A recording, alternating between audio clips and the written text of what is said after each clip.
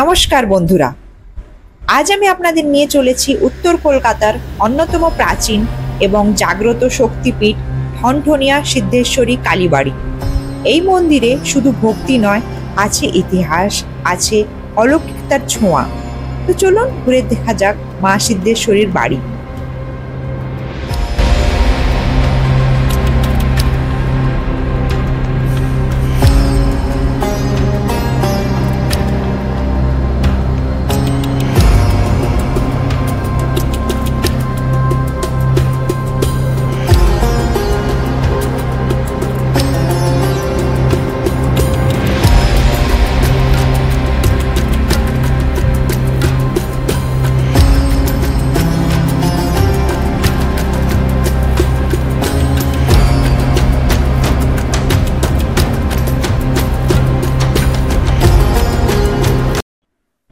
নমস্কার, আমি সঞ্চিতা। আর আজ আমি এসেছি ঠনঠনিয়া শ্রী শ্রী সিদ্ধেশ্বরী কালী মন্দিরে বা ঠনঠনিয়া কালীবাড়িতে,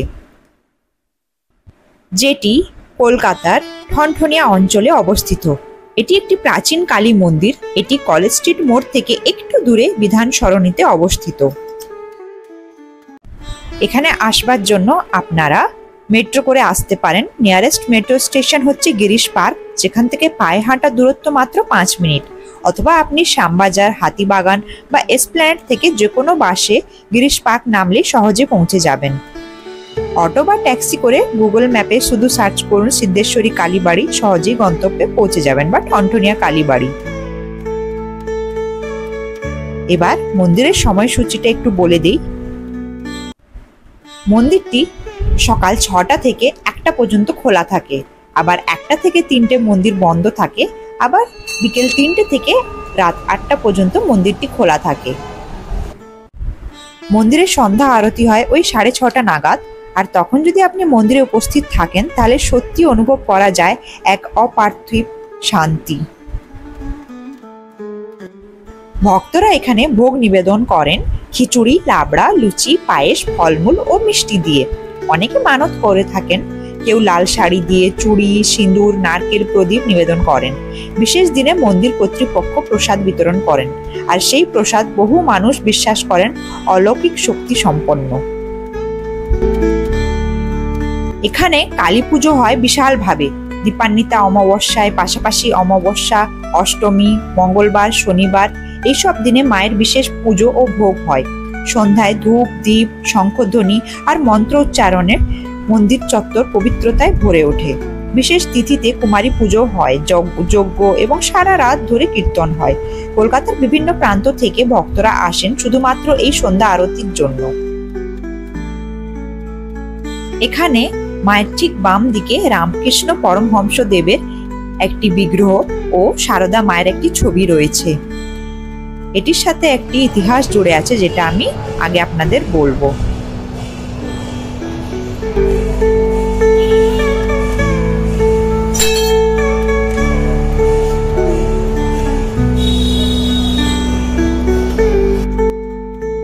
জনশ্রুতি অনুসারে শোনা যায় এই মন্দিরটি 1703 সালে এক তান্ত্রিক উদয়নারায়ণ ব্রহ্মচারী দ্বারা একটি শ্মশানের উপর প্রতিষ্ঠিত হয়। অধিষ্ঠাত্রী দেবী সিদ্ধেশ্বরীর মূর্তিটি মাটির তৈরি এবং প্রথমে সেটি নিজেই ব্রহ্মচারী গড়ে তুলেছিলেন। সীমিত অর্থের মধ্যে তিনি মাটির দেওয়াল ও তালপাতার ছাউনি দিয়েই মন্দির নির্মাণ করেন। তখন এই স্থানটি গোবিন্দপুর ও সুতানুটি গ্রামের ঘন জঙ্গলের মধ্যে অবস্থিত ছিল। তখনও কলকাতা শহর গঠিত হয়নি। জঙ্গল পথ দিয়ে চলার সময় লোকেরা শুনতে পেতেন মন্দিরের ঘণ্টার ঠন ঠন শব্দ, আর সেই থেকেই মন্দিরের নামে পূর্বভাগ ঠনঠনিয়া হয়ে যায়। পরবর্তীতে 1806 সালে ব্যবসায়ী শঙ্কর ঘোষ বর্তমান ঠনঠনিয়া কালীবাড়িকে পুনরায় প্রতিষ্ঠা করেন। তিনি মন্দির চত্বরে একটি 8 চালা পুষ্পেশ্বর শিব মন্দিরও নির্মাণ করেন। তিনি নিত্য প্রতিদিনের পুজোর দায়িত্বও গ্রহণ করেন এবং আজও তার বংশধররাই মা সিদ্ধেশ্বরীর সেবা ও পুজো করে চলেছেন। শঙ্কর ঘোষের পৈতৃ স্বামী সুবোধানন্দ ছিলেন 19 শতকের সাধক রামকৃষ্ণ পরমহংস দেবের সরাসরি শিষ্য। কিছু কিংবদন্তিতে বলা হয় রামকৃষ্ণ পরমহংস যখন গোবিন্দপুর সুতানুটিতে আসতেন তখন এই মন্দিরের কাছেই বসবাস করতেন। তিনি প্রায়শই মন্দিরে এসে মা সিদ্ধেশ্বরীর উদ্দেশ্যে ভক্তিগীতি গাইতেন। তিনি মন্দিরের ভেতরে যে বাণী উচ্চারণ করেছিলেন তা মন্দিরের গায়ে উৎকীর্ণ রয়েছে। শঙ্করের হৃদয়ে মাঝে কালী বিরাজে। তিনি এখানে অবস্থানকালে সাধারণ মানুষকে জাগ্রত মা সিদ্ধেশ্বরীর মহাত্মা বোঝাতেন ও উপদেশ দিতেন। এখানে আপনারা যদি সকালে এসে মায়ের পুজো দিতে চান তো মায়ের পুজোর জন্য ডালা আপনারা এই মন্দির চত্বরেই পেয়ে যাবেন।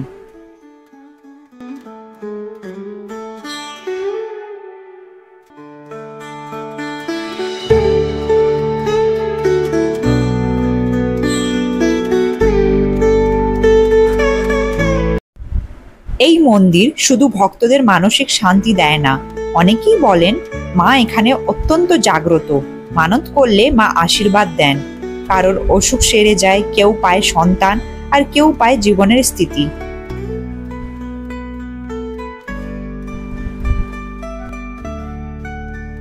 বহু জনের মুখে শোনা যায় মা সিদ্ধেশ্বরীর কৃপা কাহিনী।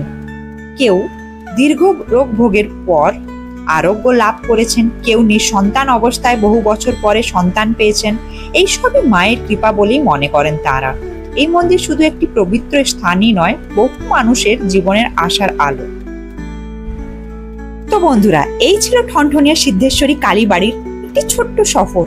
তো আশা করি আপনাদের ভিডিওটি ভালো লেগেছে। তো যদি ভিডিওটি ভালো লেগে থাকে একটি লাইক করে দেবেন, শেয়ার করে দেবেন আর চ্যানেলটি সাবস্ক্রাইব করতে ভুলবেন না। কমেন্টে জানাবেন আপনাদের মতামত আর আপনারা কখন এসেছিলেন বা এখানে আর মাকে কিভাবে অনুভব করেছিলেন সেটিও জানাবেন। তো চলুন সবাই একসাথে বলি জয় মা সিদ্ধেশ্বরী কালী।